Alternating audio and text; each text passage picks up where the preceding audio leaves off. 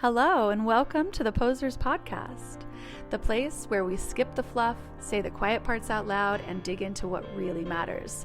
This is where photography, psychology, and business collide.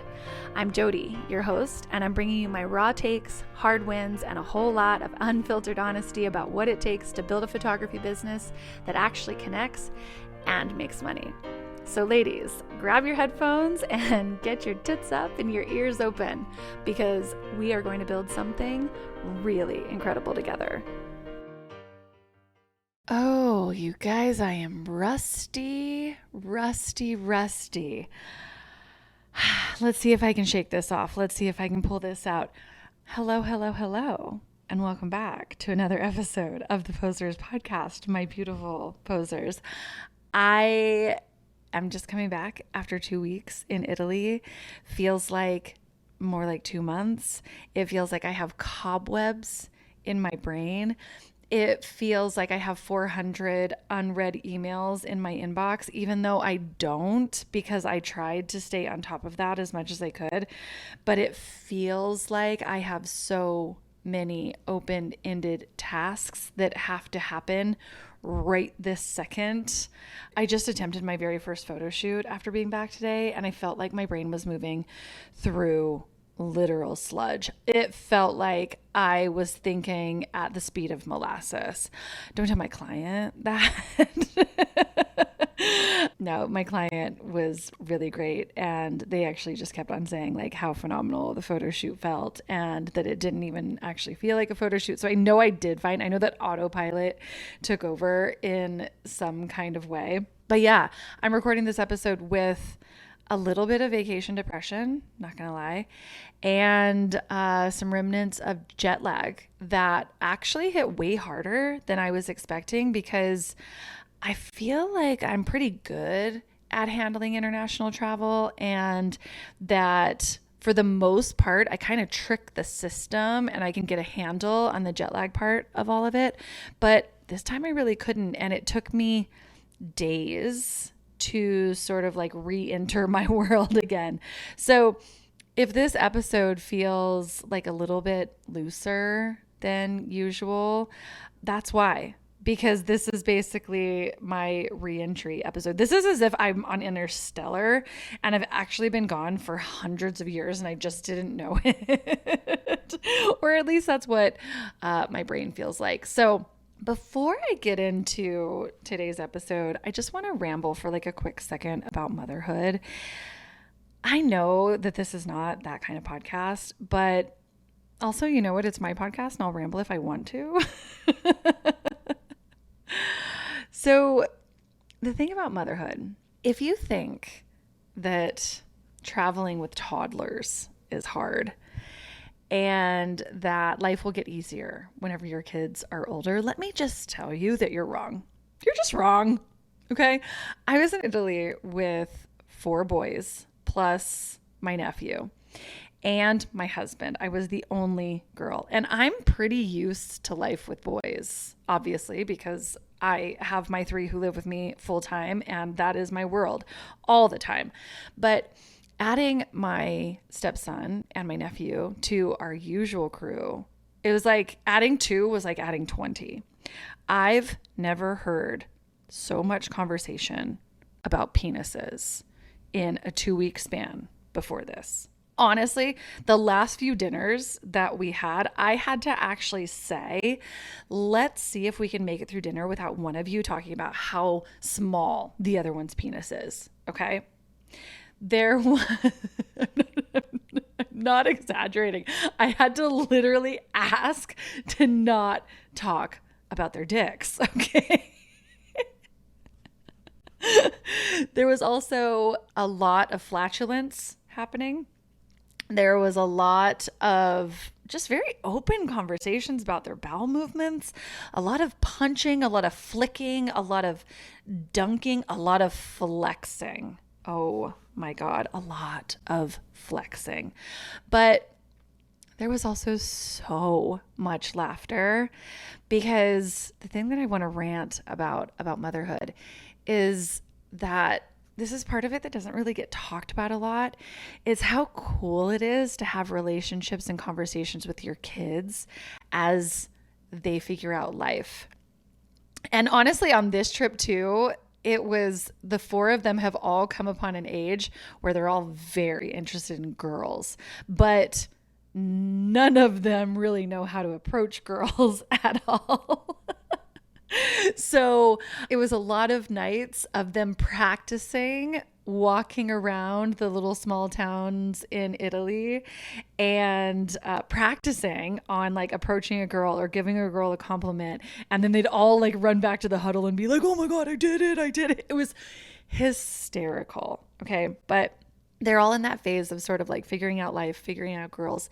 But 2 weeks, Italy, my husband, my boys, way too much pasta, probably about 4 gelatos a day. And I'm not going to pretend that I didn't cry a little bit on the plane ride home, because I did.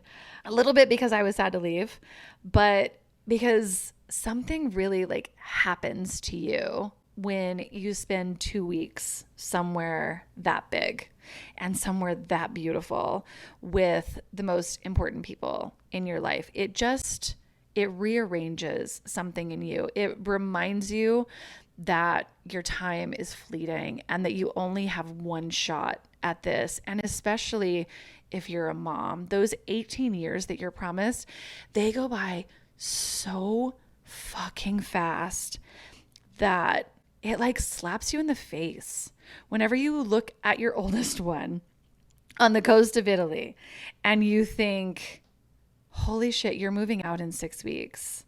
Like, I got 18 years and all I have left is 6 weeks. That's partly like what I want to talk about today, because even though it's coming from a place that is obviously like so deeply personal, I think it's actually one of the most useful business lessons I've stumbled into in a really long time. So I posted something while I was over there. It was just like a little caption on a video of me in Venice, one of those things that I typed in about like 90 seconds, and I sent it over to my social media team and I asked for it to get pushed out. And it's kind of been like rattling around in my brain ever since. So I want to just really quickly like read that caption to you. It said that the vacation isn't really just the point. The vacation is actually the receipt. If you give an ordinary amount of effort, then you're going to live an ordinary life.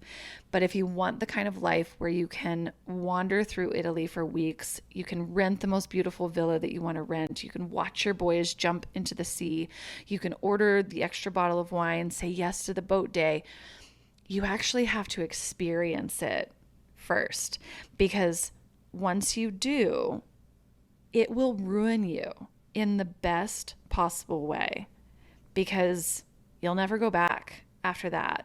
And you will work your ass off to keep that life. And I stand by every single word of that. But a lot of the flight home, I was kind of chewing on why it's true. And I don't mean obviously like, oh yeah, girl, treat yourself, you deserve it. Not in that kind of way.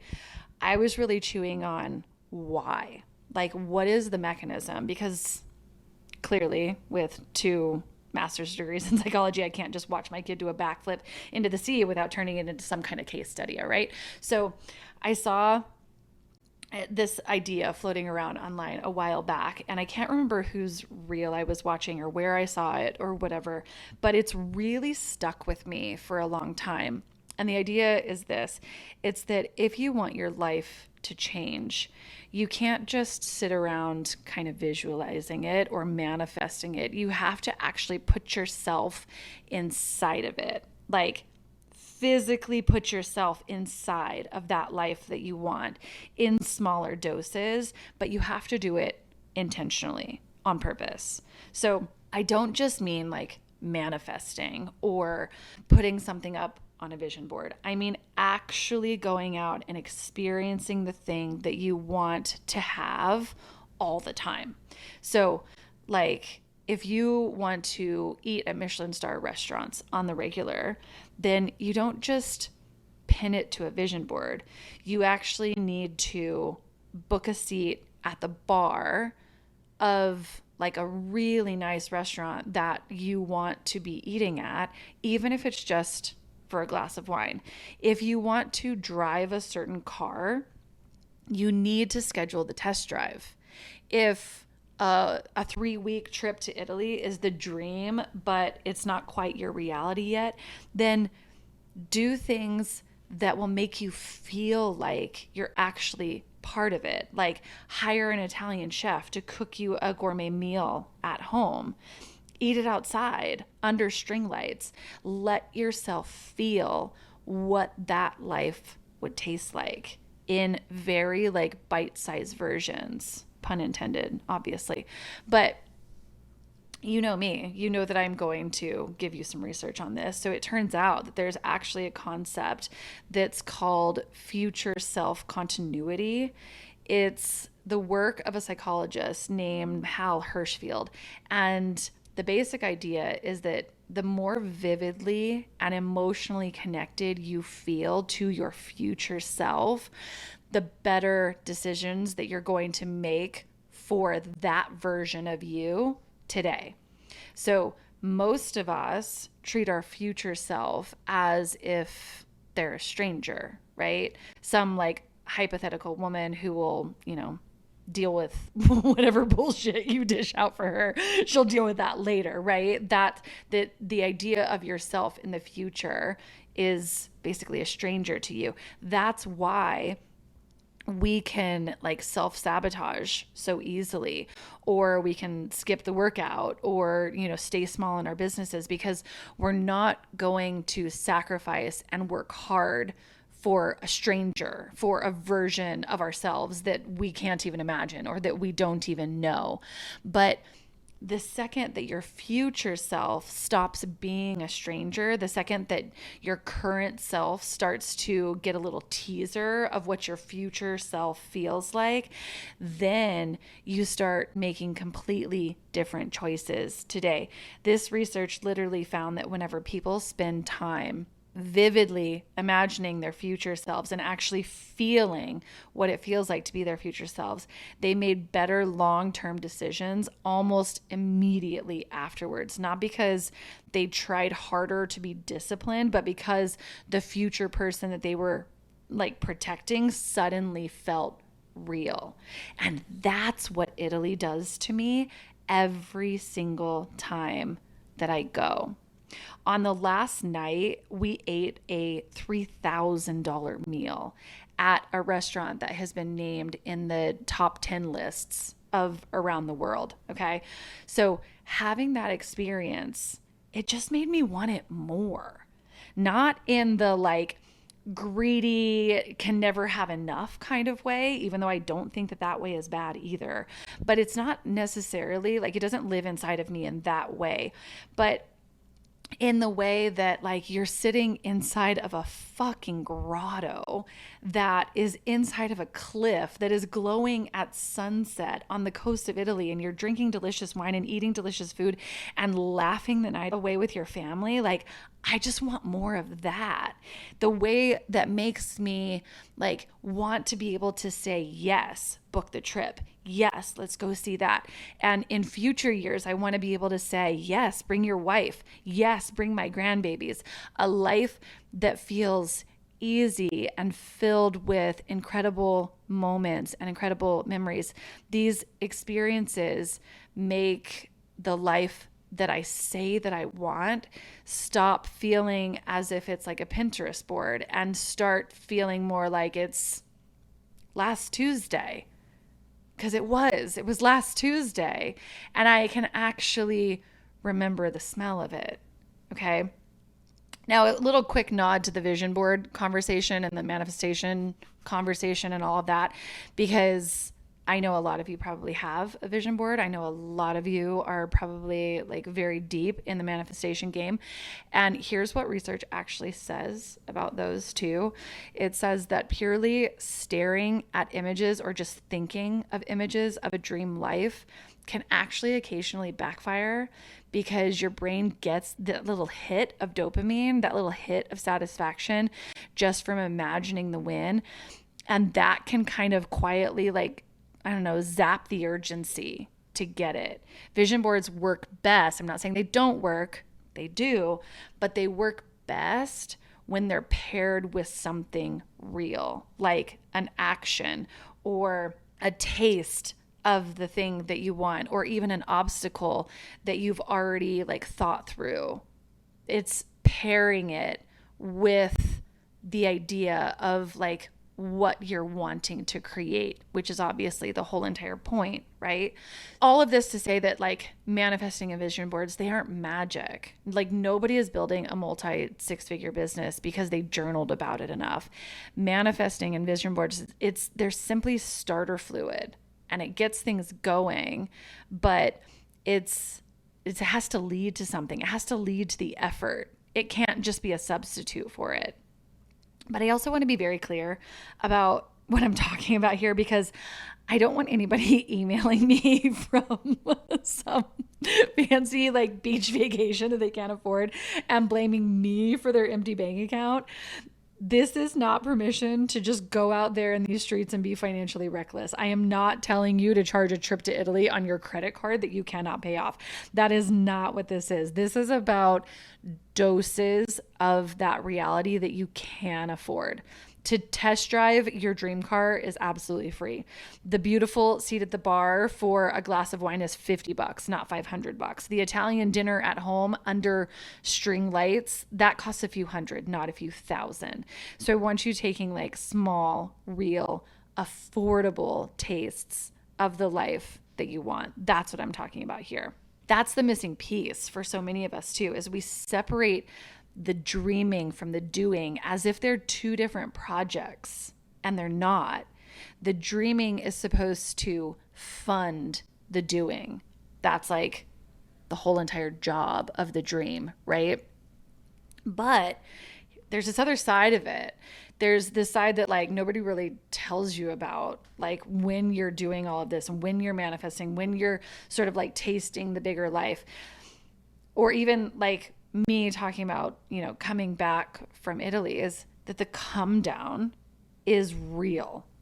And you come home and your inbox is full, or even like you have the chef and he cooks that Italian dinner. You go out to the restaurant, you have that delicious glass of wine inside of a restaurant that you want to be like part of your normal life. You get out of the test drive of the Porsche Cayenne. I want a Porsche Cayenne so freaking bad right now. I keep talking about it all over the place, but you get out of that Porsche Cayenne and you have to step back into your normal everyday car, right?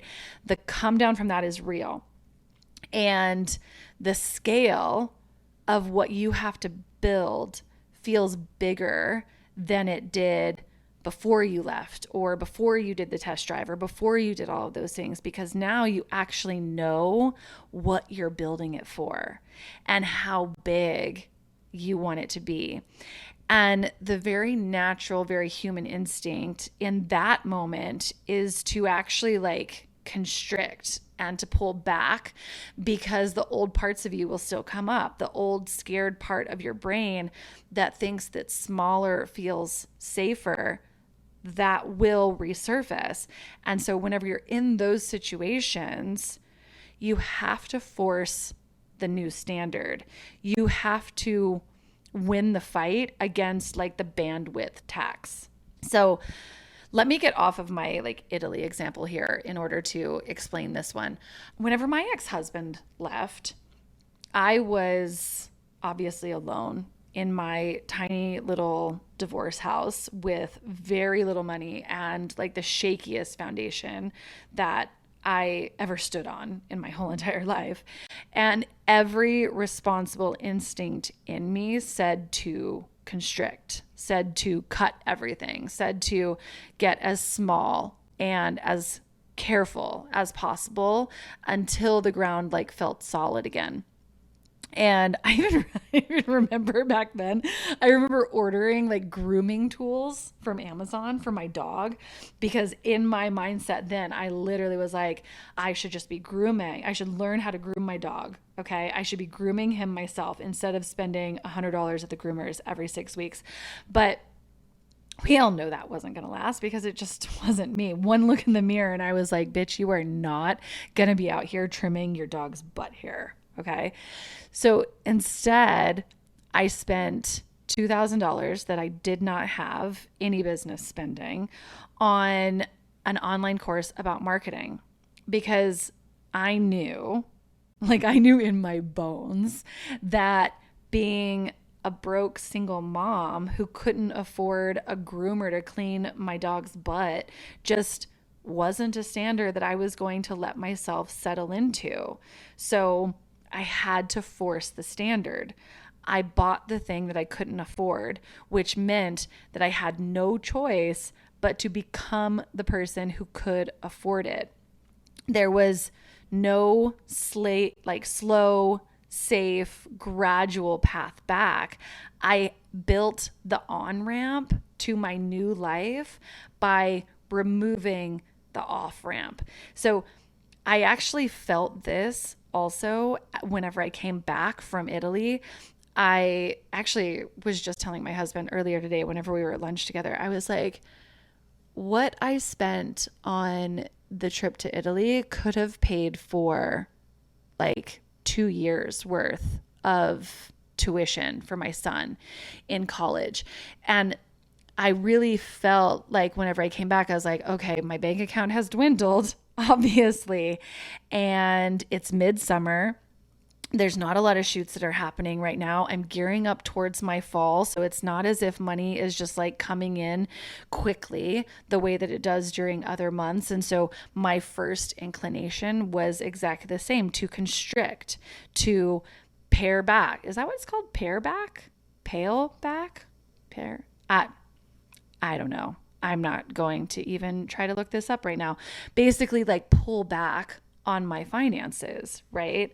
But that's not what you should be doing. I should be right now, which is me like clocking myself and saying, remember that dinner in Italy. Remember that life that you know that you want. Remember those trips. Remember wanting to be able to do this for grandchildren. I just got a taste of that life, and now I have to step back into this life that I have right now, and I need to force a new standard so that I do not go backwards and I keep on building towards the life that I know that I want to have in my future years. So there's actually a TED Talk by a behavior researcher named Kim Foster that gets at this exact point. And her whole argument is that lasting change is never really about willpower or habits. It's about your identity. So you don't like inch your way into a new standard of living by budgeting your way there. Like, I don't know what, every like $100 at a time. You decide who you are first, and then you build a life that has no choice but to catch up to her. So it's about identity, which, if you haven't noticed, is basically my whole entire personality. With big trips, I jump very like blindly into big remodel projects. The pool that I just put in, that's now giving me a little bit of like financial discomfort. So then it sets into my brain that the idea of forcing this standard, instead of sitting in this financial discomfort over the pool, I'll just set a goal and I'll make sure that I'm going to make an extra $120,000 quickly so that I can just pay it off instead of letting it linger. Okay.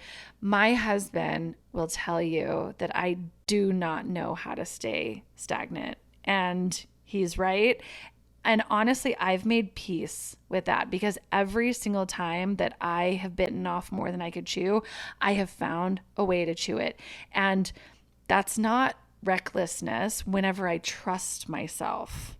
Okay. It's not financially irresponsible whenever I know that I have a track record of forcing the standard on purpose and continuing to move towards the bigger like standards and life that I know that I want to have. So here's how these two ideas work together. You first expose yourself to the life that you want in small, affordable doses so that your future self stops being a stranger. And then you force the standard the second that reality tries to talk you out of it. So you don't renegotiate down to what feels safe. You have to hold yourself there. You keep the standard. You remove your own exit, like your own safety hatch, right? What's that thing called whenever the airplane is crashing and they can like eject themselves, like the eject button, right? I think that's what it's called. That you remove the eject button and you let the discomfort do exactly what it's supposed to do, which is make you figure out how to solve that problem, how to make the life that you want happen. So here's the biggest takeaway. Stop treating the life that you want like it's a far off reward for effort that you haven't even given yet. So go get a small, real, affordable taste of whatever life you want this week, whether that's one dinner or one test drive or one seat at a bar. And honestly, like let it fuck with you a little bit, okay? In fact, let it bitch slap the side of you that keeps on making you simmer back down and get small every time that you say that you're really going to do it that time. Like let it fuck with you so much that it like bitch slaps that side right out of you. All right. Force your standards until your dreams actually become your reality, and then set even bigger standards. Remove your own exit. Let it light the fire that it's supposed to light. All right. The vacation, the car, the meals, whatever it is that is your standard that you want to have, that is the receipt. So the vacation that I just went on, it is the receipt for the last few years of going so fucking hard towards the standards that I want. But for me, I've never in my life been more motivated to come back here to my desk and work just so that we can do it all over again in some other country next year, because I never want to stop having this life. That's all I've got for you. That's all for today. Bye for now, posers. Okay, so that is a wrap on this episode of the Posers Podcast. If you loved it, please subscribe, rate, and review, because honestly, algorithms are needier than all of our ex-boyfriends combined, and ladies, I need all the help I can get. If you've got thoughts, questions, love letters, even hate mail, please send them my way. I actually read every single one of them. So until next time, stay bold, stay messy, and don't let the bullshit win. Tits up, ears open, and go build something incredible. Bye for now, friends.